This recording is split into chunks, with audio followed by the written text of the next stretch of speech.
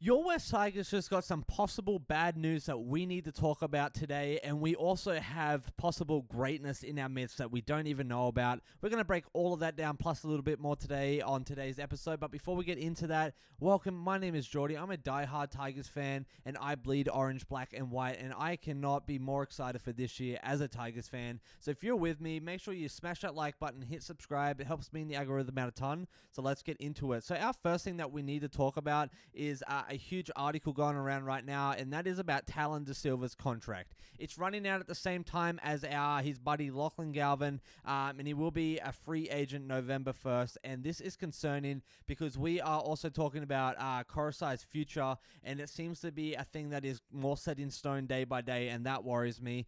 Shane Richardson was interviewed, and he was asked, like, does Tallyn want to move on? And the answer was no, Tallyn doesn't want to move on, mate, but this is also Tallyn's decision that will be based around what we do with Api, and that's fair enough. He wants to play first grade, and you can see, like, Tallyn is such a great kid down here. He comes through as a junior, but he wants to play first grade and start. He doesn't want to just get 20, 25 minutes, and honestly, I get that. I totally understand where Tallyn's coming from, where Shano's coming from, but at the end of the day, we also have that young talent coming through, and not saying Api is, like, in his, on his down or on he's too old, but at the same time, we got to think about the future of the club. Is Api going to be around for another 5 to 7 years? I'm not sure, honestly.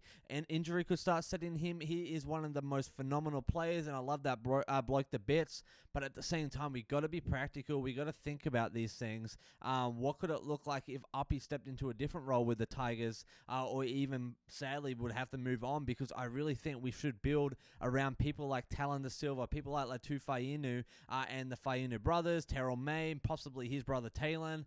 There's just so much possibility that we could build around. I'm just not sure if, sticking with Api for right now is the right thing to do long term, and I think we're in such a pivotal moment as a club that we really got to figure that out, because as you can see, like, his mate Galvin is leaving the Tigers. We all know that at the end of the season, so that's going to be a huge hole that we've got to fill, but I think we might have someone that can do that other than Latu Fainu.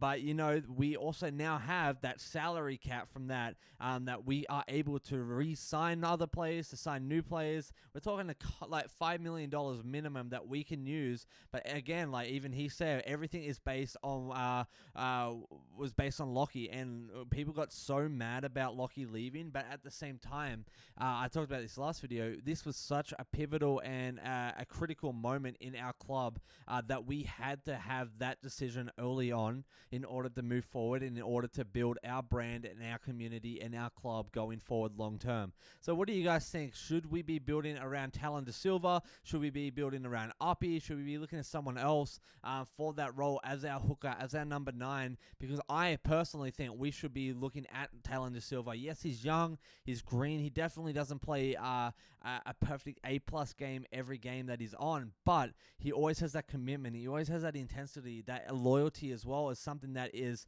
something you cannot teach. It is just what it is, and I really think that speaks more volume than any salary cap or anything like that. So what do you guys think? Are we on the right track with possibly releasing Tallyn Da Silva at the end of his contract, or should we be throwing money at him right now and trying to lock him in for at least another 2 to 3 years as our hooker, and sadly see Api phase out? Let me know in the comments what you think, and then we'll get the conversation started, because next up, while we're talking about the future of the club, my boy Heath Mason, I want to talk about him for a moment, because he is natively and normally a fullback, right? He came through our Magpie system as a junior, through our pathway system, and he even won in 2022 as part of that winning side, right? He is a fullback, he's a 5'8", and he even represents schoolboys in 2023, and just has an amazing NRL record in terms of the way he can play.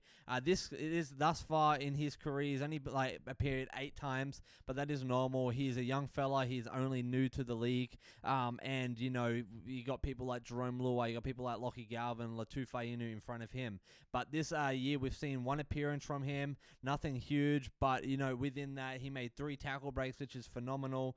He has 28 passes in that game, which is also pretty decent. His tackle efficiency, though, this is something that I think he needs to work on in the training in the New South Wales Cup or whatever he ends up doing. He needs to be better defensively. Now, I think he's a phenomenal player on attack.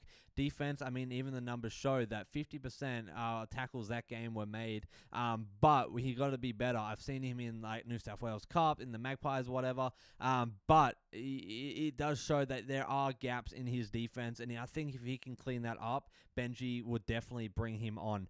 So as we keep going, he averaged 180 meters that game, and I think he is someone that we should be looking at long-term, putting our money and resources into, because I think as a 5'8", that would be phenomenal, especially as we see Luai probably leaving over the next few years.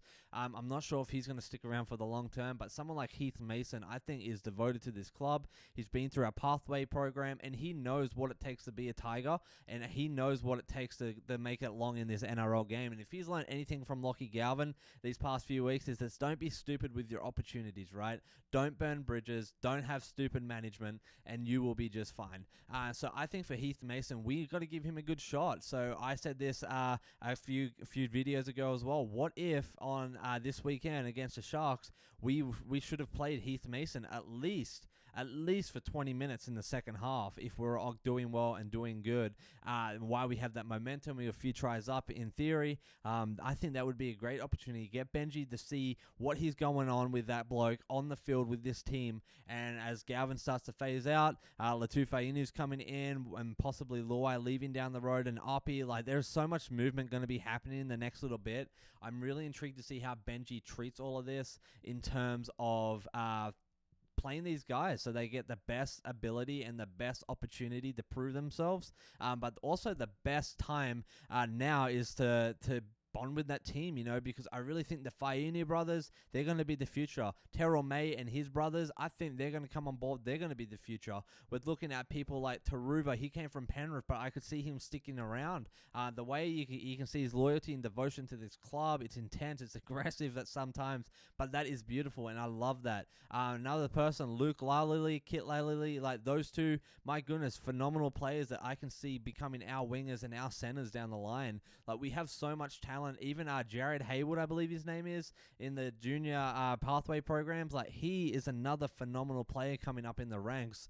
And I am so pumped to see how we do that going forward and what Benji and Richo's plan is there. But yeah, again, I'm going to say it, I always will say it, I think our biggest need right now as a club is depth in our middle forward pack, and we need more Terrell Mays, we need more Royce Hunts, we need more Alex Twirls, which huge shout out, 150 games coming up this weekend, Break fella, so pumped for you, man. But we need more of that, I think, in order to get us deeper in the season, but also going forward to get us deeper into winning a premiership in the next 5 years. That is my dream. That is my hope. Next up, guys, one last thing we got to talk about is this. So I watched the presser with Jack Bird. I think Solomona Fatape was on there as well. But the Jack Bird one really stuck out to me, and as well, it stuck out to a lot of footy fans around. And it's the quote that he said when he was asked about Galvin playing this week. He says, "We've got to support him. He's one of us still. So, but then again, that's part of footy. So you've got to cop it and take it on the chin. But for this sake and for his sake, I just hope the fans get around him and support him." And honestly, man, I feel that. I definitely am a little butthurt about the whole situation, not going to lie, a little salty at the bloke and his management, but at the end of the day, it was a management decision. Well, no, it was his decision with his parents, but management, Isaac Moses, made it a whole lot worse, started talking crap about our club, talking crap about Benji, and that is not okay. But unfortunately, that does rub off on Galvin, and that is his brand as well. But I think for the sake of footy, for the sake of winning, for the sake of our club, for the boys, we have to support him, Tigers fans. I get it. It's hard. He kind of betrayed us. We offered him the most in club history, and we were ready to build our club and build our future and our brand around Lachlan Galvin. But he is sadly going to be moving on, which may for some of you be glad that he's moving on, right? But that is okay. For now, we have to support him. We have to play good footy. We can't let all the media get in the way. He is here. I want him to be loyal and to finish out his season well with us. Give 120% every game, every training session, and every time he's with the boys, and go out on a good leg, like on a good limb, because I think if he can do that, he can tie up a lot of loose ends that were left over the last few weeks, and I think that will open a lot of opportunity down the road, and possibly even coming back to the Tigers in the future, but that's a whole nother topic for a whole nother day. But yeah, what do you guys think of all of this? What do you think of Galvin playing this weekend? How are you feeling about it all? Have you guys been getting therapy like I have about it? And are you going to be, booing him, or are you going to be cheering him on for us and for the boys and for the club this weekend against the Sharks at home at Leichhardt Oval? It's going to be so sick. Freaking claws out. So freaking pumped. What do you think of all of this? What do you think of Heath Mason, like, coming through as our 5'8", as our halfback, or even our freaking fullback? Honestly, I didn't think about that until now.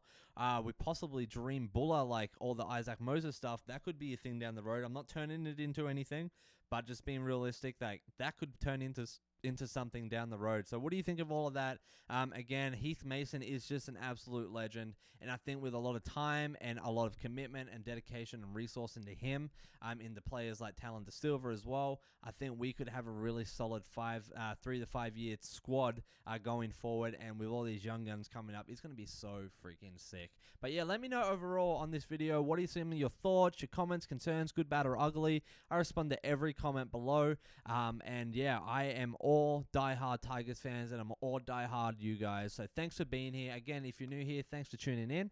I appreciate the like and subscription to the channel. And as always, you guys are freaking legends. It is really, and honestly, I say this every video because it's true. It is a great week and a great year to be a Tigers fan. I'm so pumped, man. This is going to be a big, big year for us, regardless of the outcome. No more wooden spoons. No more laughing stock. We are freaking proving them wrong. We're kicking butt and taking names, as they say. So here we go, guys. You guys are legends. This is our one jungle baby, Geordie out.